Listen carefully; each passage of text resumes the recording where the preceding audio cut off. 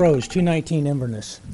Before I start on this, I wanted to respond just briefly to the general manager's presentation on rates. Fortunately, the numbers that she used in her comparison on the sewer scenarios, hard to say, is same information that was presented at your rate workshop.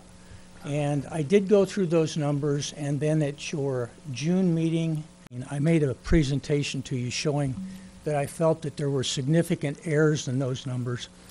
I find that they're still there during this presentation. One of the things which was missing on a slide this time, which was done in the prior presentation, is the rate structure with no cap generated $475,000 more than any of the other rate structures.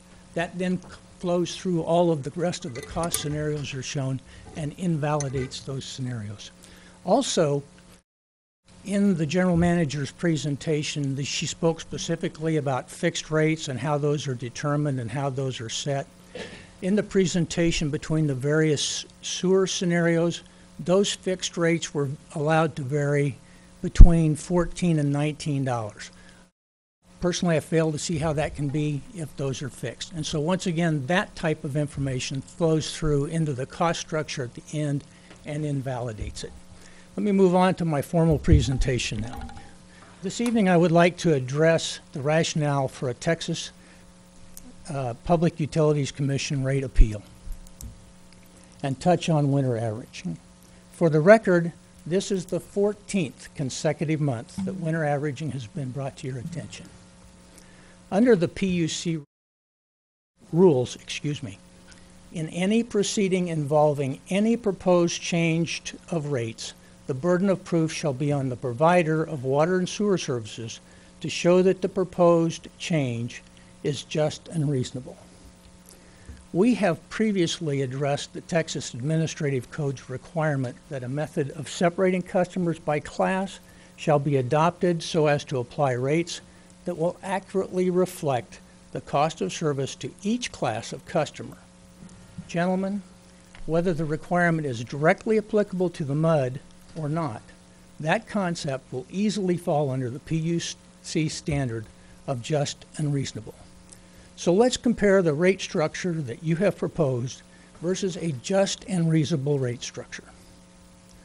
This slide shows the monthly volume processed at the wastewater treatment plant on the top line, the monthly commercial water volume charged, the sewer fee on the bottom line, and the amount of residential volume processed in the middle.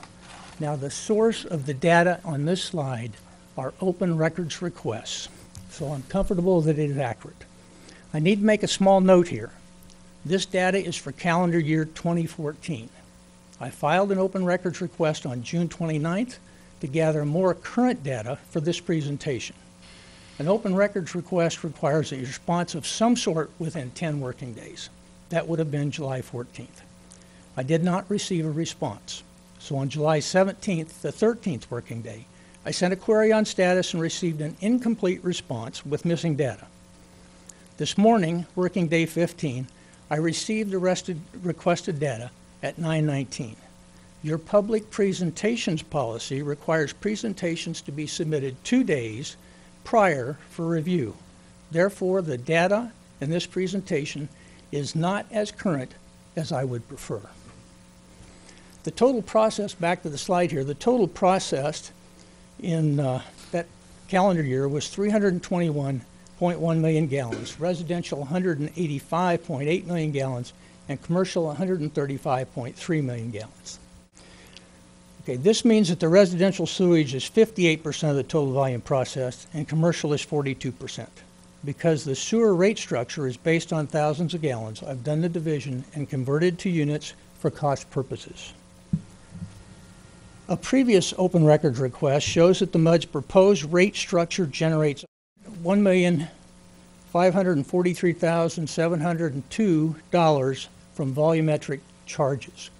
Looking at this slide on the right-hand side, from the prior slide we had commercial using 135 roughly million gallons at $2.63. The proposed rate generates $355,000.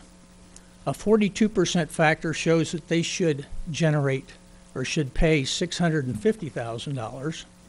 Subtracting the $355 shows a shortage of $294,000, which is 45% of the total amount that the commercial should be paying. Who pays that? That number slides across to the left side to residential, who should be paying $893,000, but now are paying roughly $1.2 million. When we look at equal costs by user group, looking again at residential winter averaging and the total revenue required of the $1.5 million, and the commercial at $650,000 of costs, you take their units, 135,000 units, and divide that into it, the commercial cost is $4.80, roughly. When you take the remainder of the residential at 893,000 and divide that by the 185,000 units remaining going through the sewer plant, you end up with $4.80. So your cost to process 1,000 gallons of sewage at the plant is $4.80. However, we've agreed that you've got a good flow on the commercial to figure out exactly how much they're using. You charge commercial sewer on some accounts, but not on other accounts, and so we've got a good number on that. On the residential side, you don't have that available to you. But under winter averaging, it's possible to determine a good number, and based on the last December, January, and February, that number is 364,000 roughly units. When you take that number into the $893,000 requirement, you can end up with a cost for the residents of $2.46 per 1,000 gallons, rather than the $2.63 that's proposed. Here's a quick look at the percentage rate change, and I went back and pulled up some rate orders, went back and pulled the one on 8/27/13, the 5/20/14, and the current one that's proposed. The things that stand out percentage-wise on this is the increase where you decided to charge the residential customers sewer on water going on their lawn, which shows up as a 26,300% increase. And down in the commercial side, over 24 months, it shows that they've had a decrease of anywhere from 13 to 24% in their costs. This slide compares the cost of the MUD proposal, shown in red, over the cost of a just and reasonable rate structure for residential, shown in green. The data is based on winter averaging, no caps, and average summer water use. As you look at the slide, we show $2.63 your proposal at the top. The average water use has been repeated numerous times at 18,000 gallons, so we use that running in. The way you read the slide is looking on the left-hand side. You enter with your 1,000 gallons of sewage. This would be what your winter average would be. The median user in Trophy Club is 5,667 gallons, and the average user is 6,651 gallons. Now, I basically look at this chart and go, you can figure, based on my family anyway, 2,000 gallons per person. And we have the old style toilets, so they use a lot of water. So the average user is going to save roughly $300. A person who only uses 1,000 gallons of sewer and then puts the rest of the water on his grass is going to save about $400 under winter average. This chart is volumetric only, does not include the annual base rate. Okay, as I've said, the Public Utilities Commission will be looking for rate structure that is just and reasonable. Here's an example of sewer reading or media reading of 18,000 gallons. I think you're going to have a difficult time explaining your rate structure, is how it's just and reasonable, when you will charge a residential customer A $47.34 for processing 1,000 gallons of sewage, while residential customers B and a commercial customer C pays $2.63 for processing the same amount of sewage. Equally as problematic is residential customer D, who processes more than 18,000 gallons of sewage, and because of a cap on charges, actually pays less than $2.63 per 1,000 gallons for the same service. He uses more, puts in more than 18,000. What's over 18,000 is free. Gentlemen, rates based on cost of service by customer class are just and reasonable. Winter averaging within the residential customer class is just and reasonable. That's the rate appeal. Gentlemen, when you change your rates, you're opening a 90-day window for the PUC rate appeal. When my fellow customers are made aware that they can have a sewer rate decrease and stop paying sewer charges for water that is applied to their lawns, I have absolutely no doubt that they will eagerly sign the rate appeal.